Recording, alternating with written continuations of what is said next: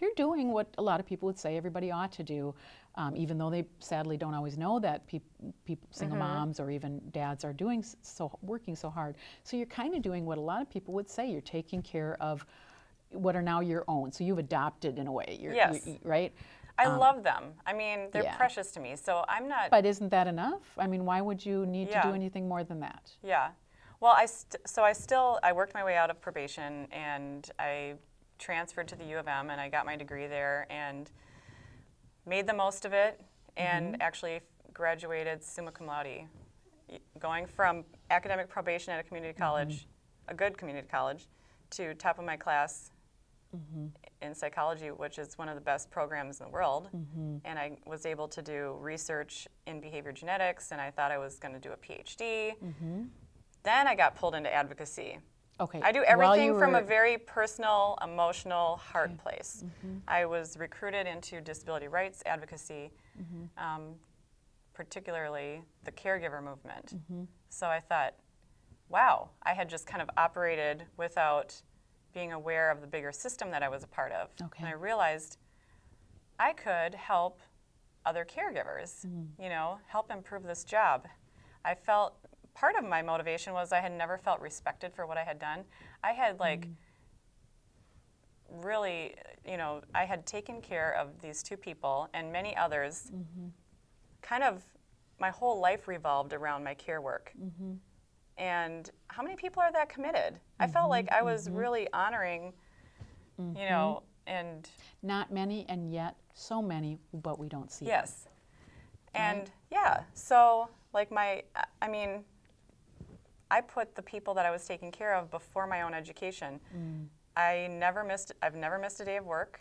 I have filled in when they've had emergencies. I mean, I have been there. Well, don't you realize that education is really important? So Yes. you were willing to flunk out of college, almost, to make sure that these people who are vulnerable were okay. So and how did people still treated me like I was nothing. So that was actually a big motivation. You know, I didn't feel. People treated me like I was invisible or the hired help, You're a or caregiver. or like I was stupid, or oh, you know, people were very condescending and people knew I had a daughter and I was a single mom and didn't have very much money. And so you're feeling what at this time? So I was like, finally, I can do something about it. So I just jumped in to volunteering, and I got involved with a professional association for caregivers called the Direct Support Professional Association of Minnesota. Okay. Well, the acronym is DSPAM, which is kind of unfortunate, It works. but I was so passionate and so willing to do anything because finally I had this outlet for all the things that I had been, you know, I'd been a caregiver since maybe I was others 1997. That could understand your situation too. Well, yeah. Yeah. So, I mean, well, a formal caregiver since 1997, but I had been doing care work many years before then, Sure. informally yeah. for the church, people in the church, my own family, And often people with disabilities in my family. So those are called the hidden caregivers. Yes. So they never make it into any system. They just do it, and sometimes Yes. they're the ones, maybe like your former roommate, that end up struggling very quietly and nobody knows. Yes. Right? Well, there's a whole gray market. Meaning? Well, you have caregivers who work for agencies and who work for institutions like nursing homes, but then you have all these private pay caregivers who are not a part of a company or an organization, and they are not protected.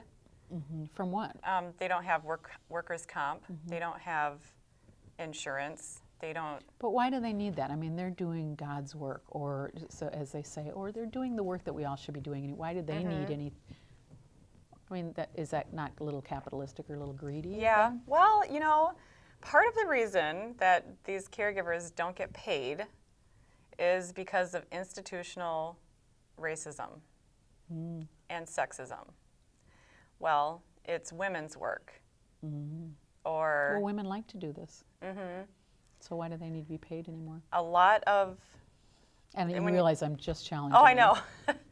But you look at the demographics, and a huge number of caregivers, also called personal care assistants, there are over 100 job titles. But the umbrella term that I usually use in my professional work is direct support professional. Huge number are people of color, immigrants, women, and people think they don't need to be paid. Okay. And why do they it's need to be because paid? it's because and they need to be paid because they're doing professional work. It's important. It is like other service work, like, you know. Why do they need workers' comp? Couldn't they get care from somebody else? I'm sorry. You know, I'm asking the questions that we often hear. These are very good right? questions. And I think you probably have some really good answers. I'm glad for you're me. asking these questions because, you know, these are, you know, then we can talk about some important issues that our workforce is facing.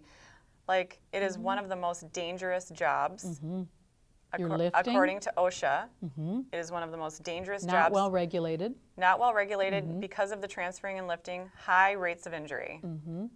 People wreck their backs all the time. What about emotionally? Yeah, emotionally too, and I think Pretty people isolated. don't talk about that. I mean, imagine working in hospice. Imagine working with people that have emotional challenges. It's exhausting. You know, you can't be working 80 hours a week to make your rent when you're doing that kind of demanding work. Right. And it takes a lot of talent to do it well. It takes a lot of skill, independence, critical thinking. Right. I mean, you need quality people. Right. And if you want to attract quality people, you have to be able to offer adequate compensation, that they can, a living wage. And so what if you got the quality people, and they were willing to do it for next to free? Okay, we're just going to hypothetically, and I don't advocate for that, as you well know, at all. But I just want to do a little devil's advocate stuff here, so what? I mean, so they're maybe not making a lot of money. I want to look at the other side then. What are the impacts on society if we don't take care of caregivers? Well, the impacts on society, well, then we won't have caregivers. Yeah. Nobody will stick around. So if I get MS. So good luck to you if you get sick and, you know, there's no caregiver because, you know, we decided as a society that we didn't want to pay because it was just not valued work. I mean, everyone has some self-interest in this because eventually all of us will either get sick or old and we will need the help. So all of us should really care about making sure that it's available.